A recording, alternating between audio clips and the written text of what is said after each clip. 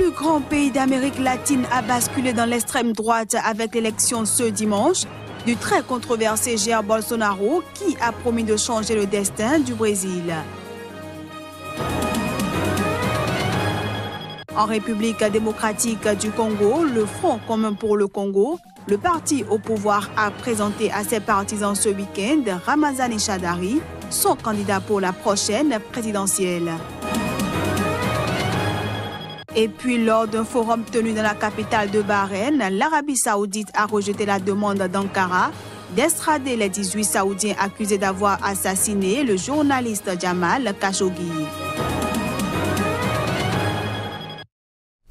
Voilà pour les titres. Bienvenue à toutes et à tous. On démarre cette édition par le Brésil, où le candidat d'extrême droite Jair Bolsonaro a été élu au lendemain président, selon des résultats partiels officiels communiqués par le tribunal supérieur électoral, et ce, après dépouillement de 88% des bulletins. Au terme d'une campagne tendue et extrêmement polarisée, Bolsonaro, le candidat de l'extrême droite, a été élu avec près de 58 millions de voix, soit 55,13% des suffrages, contre 44,87% pour son adversaire de gauche, Fernando Haddad. Après sa victoire, le président élu promet de défendre la Constitution, la démocratie, la liberté, dans un discours à la nation. Notre gouvernement sera formé par des personnes qui ont le même but que ce qui m'anime maintenant. Le but de transformer le Brésil en une nation libre et prospère. Vous pouvez être sûr que nous travaillerons nuit et jour pour cela. Candidat de gauche malheureux à la présidentielle, Fernando Haddad s'est adressé à ses partisans à Sao Paulo sans mentionner le candidat d'extrême droite. Nous avons la responsabilité de créer une opposition. Mettons les intérêts du peuple brésilien tout entier avant tout le reste. Parce que nous avons ici un engagement envers la prospérité de ce pays, nous qui avons aidé à construire la démocratie, l'une des plus grandes au monde, au Brésil, nous devons nous engager à la maintenir et à ne pas accepter les provocations et les menaces. Bolsonaro, qui va prendre ses fonctions pour un mandat de 4 ans en janvier, va succéder au conservateur Michel Temer, qui se retire sur un taux d'impopularité historique et va lui laisser un pays mal en point et en plein doute. En Algérie, le président Abdelaziz Bouteflika sera le candidat du Front de Libération Nationale, son parti, à la présidentielle prévue en avril 2019. Diminué par les séquelles d'un accident vasculaire cérébral dont il a été victime en 2013, le chef de l'État algérien a été choisi par son parti en vue d'un 5e mandat. Mais à ce jour, il ne s'est toujours pas exprimé à ce sujet, pas plus que son entourage. Chef de l'État depuis 1999 et détenteur du record de longévité à la tête de l'Algérie, Abdelaziz Bouteflika avait été réélu pour un 4e mandat, 1 an presque jour pour jour, après l'AVC pour lequel il avait été hospitalisé durant 3 mois à Paris. En République démocratique du Congo, au moins 50 000 partisans du président Joseph Kabila se sont rassemblés à Kinshasa, et ce pour un meeting au cours duquel Emmanuel Ramazani Shadary a été présenté comme candidat du pouvoir à la présidentielle. Le stade Tata Raphaël à Kinshasa était rempli ce week-end des militants du Front commun pour le Congo FCC. Ces derniers étaient venus pour assister à la présentation d'Emmanuel Ramazani Shadary comme leur candidat à la présidentielle de décembre prochain. Aujourd'hui, on nous a présenté notre candidat du FCC, l'unique Ramazani Shadary Emmanuel, avec qui nous irons jusqu'aux élections. La majorité présidentielle, avec les FCC, les 2 machines de Kabila, nous nous sommes réunis ici pour présenter à la population congolaise, à travers la population quinoise, notre champion. Parce que je venais de vous dire, Shadary est déjà président.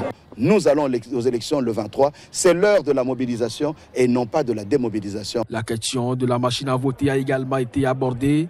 au cours de ce meeting des pro-Kabila. L'expertise britannique nous a convaincus que cette machine n'est ni une machine à voler, ni une machine à tricher. Donc nous confirmons. Parce que s'il faut qu'il y ait élection le 23 décembre, ce sera avec la machine à voter. Après avoir été reporté en 2016 puis en 2017, les élections présidentielles et législatives sont prévues le 23 décembre prochain en République démocratique du Congo. La campagne électorale pour les différents scrutins est prévue du 22 novembre au 21 décembre 2018. À Madagascar, l'insécurité est un des thèmes majeurs de la campagne présidentielle. En effet, le sentiment d'insécurité ne cessant de s'accroître, la lutte contre l'insécurité figure dans les programmes de tous les candidats. En 2015, 7 Malgaches sur 10 craignaient de se faire agresser dans leur quartier. Pourtant, le pourcentage de victimes de l'insécurité est plus faible que dans la plupart des pays africains. Dans cette station de taxi Brousse d'Antananarive, des militaires armés escortent les passagers à chaque voyage de nuit. Les véhicules partent obligatoirement en convoi. Sans ces précautions, impossible de rouler la nuit en province. Ce chauffeur de taxi Brousse a été attaqué il y a quelques semaines par une cinquantaine de bandits armés. Ils ont barré la route avec un tronc d'arbre. On a dû s'arrêter car on ne pouvait plus avancer. Certains taxis Brousse ont reçu des jets de pierre et ont eu les vitres brisées. Les bandits ont aussi tiré sur les véhicules. Mais la compagnie de taxi Brousse n'a pas porté plainte, découragée par la corruption généralisée dans la justice et les forces de l'ordre. Un sentiment qui pousse les habitants et les entreprises qui en ont les moyens à faire appel à des services de sécurité privés. Les policiers viennent rarement. C'est pour ça que nous devons patrouiller ici tous les jours pour surveiller ces restaurants et ces hôtels. Il y a aussi des clients qui nous demandent de les accompagner. Parmi les actes de violence les plus fréquents à Madagascar, les vols de zébus. À l'approche de l'élection présidentielle, la gendarmerie a mené une grande opération contre ces vols en s'attaquant directement aux principaux responsables, les fonctionnaires corrompus. On a contrôlé des marchés aux zébus, des zébus en circulation. On a pu donc mise en fourrière 2600 zébus blanchis qui étaient accompagnés des faux documents émanant des autorités. Donc on a arrêté 13 fonctionnaires. Chasse aux bandits en col blanc, destruction d'armes appartenant aux voleurs de zébus, avec plusieurs opérations coup de poing et de communication, l'État tient à montrer qu'il maîtrise la lutte contre l'insécurité, l'un des thèmes majeurs de cette élection présidentielle. Élection municipale partielle en Mauritanie, le parti islamiste Tewassoul, principal parti d'opposition, a remporté ce week-end l'élection pour la mairie d'Arafat. La commission électorale indépendante nationale a donné les résultats des municipales partielles dimanche en Mauritanie. Principal parti d'opposition, Tewassoul, bête noire du régime du président Mohamed Ould Abdelaziz, a remporté la mairie d'Arafat. Mais en revanche, il a été battu dans une autre commune de Nouakchott, El Mina, par le parti au pouvoir, l'Union pour la République. En effet, lors des municipales de septembre, couplées à des élections législatives régionales, Tewassoul avait remporté 3 communes de Nouakchott et l'UPR 5. Mais les résultats d'Arafat et d'Elmina, très serrés, avaient été annulés par la Cour suprême. Dans son fief d'Arafat, Tewassoul l'a emporté avec près de 50% des suffrages exprimés pour près de 47% à l'UPR, selon la CENI. À Elmina, l'UPR a gagné avec 48,3% des voix contre 47% pour son rival islamiste. Le président de la CENI s'est déclaré dimanche satisfait par l'atmosphère de sérénité et de discipline dans laquelle se sont déroulées ces élections, ainsi que par l'esprit de responsabilité dont les différentes parties en compétition ont fait preuve. Depuis les élections de septembre, au cours desquelles Tewassoul avait gagné 14 sièges de députés, le parti islamiste est soumis à une forte pression du pouvoir qui a fait fermer une université, un centre d'études théologiques et un centre commercial appartenant à des hommes considérés comme des proches de ce parti. Le président Aziz avait menacé en septembre de prendre des mesures contre cette formation, estimant que l'islam politique est dangereux.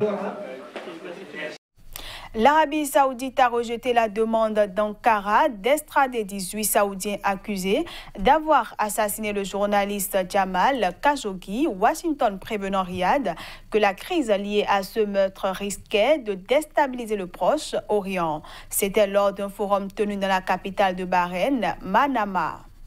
Les 18 Saoudiens accusés d'avoir assassiné le journaliste Jamal Khashoggi ne seront pas extradés.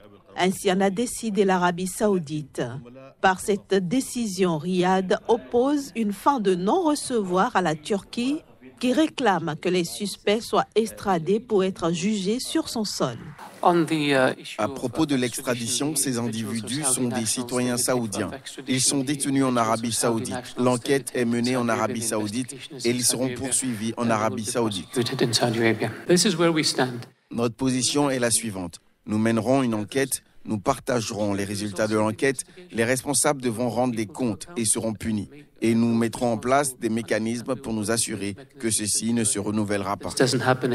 Présent à Istanbul pour un sommet sur la Syrie, le président français Emmanuel Macron et la chancelière allemande Angela Merkel se sont de nouveau opposés ce samedi sur les sanctions à décider après le meurtre du journaliste Jamal Khashoggi. J'ai une fois de plus déclaré qu'en Allemagne, depuis l'accord de coalition avec le nouveau gouvernement fédéral, nous avons un accord qui tient compte de la guerre au Yémen. Nous tournons autour d'une politique d'exportation d'armes vers l'Arabie saoudite très restrictive ou simplement privative qui exclut. Et dans ce contexte, tant que toute la lumière ne sera pas faite, nous disons qu'il n'y a pas de livraison d'armes à l'Arabie saoudite à ce stade-ci. Ce lundi, le procureur général d'Arabie saoudite se trouvait à Istanbul pour rencontrer les autorités turques qui enquêtent sur le meurtre du journaliste Jamal Khashoggi. Plus de 3 semaines après ce meurtre, les enquêteurs turcs s'efforcent de retrouver le corps de Khashoggi. On retrouve à présent Génial Afouda pour la revue de presse Afrique.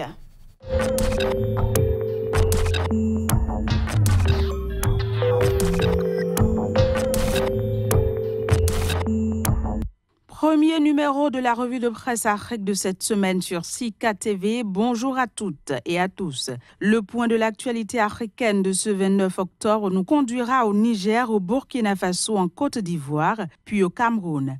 Et parlant justement du Cameroun, le journal La Voix du Centre nous apprend que les chefs d'État de la CEMAC disent non à la dévaluation du franc CFA. Présidentiel au Cameroun, le quotidien Intégration nous informe de la position de l'Église catholique. À ce sujet, liturgie dissonante sur la réélection de Paul Biya, peut-on lire à la une du journal Intégration. Contestation post-électorale, mutation quotidien informe ses lecteurs que les pro-Kamto manifestent à Douala. Dans le même registre, le quotidien La Nouvelle révèle la stratégie secrète de Kamto pour envahir Yaoundé. Finances publiques camerounaises, l'emprunt obligataire de 150 milliards de francs CFA passe au scanner de l'économie quotidienne ce lundi. Insécurité alimentaire au Cameroun, 2,3 millions de personnes sont exposées à la faim, se désole le journal L'économie quotidien.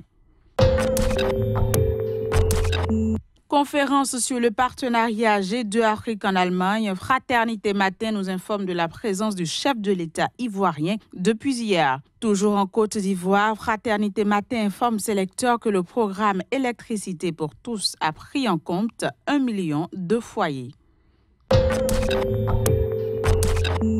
Au Niger, visite du président de la République sur le chantier du 3e pont de Niamey, peut-on lire à la une du quotidien Sahel ce lundi. Autre information parue en première page du journal Le Sahel, 2 projets de loi adoptés dont celui relatif au régime fiscal et douanier applicable à son char.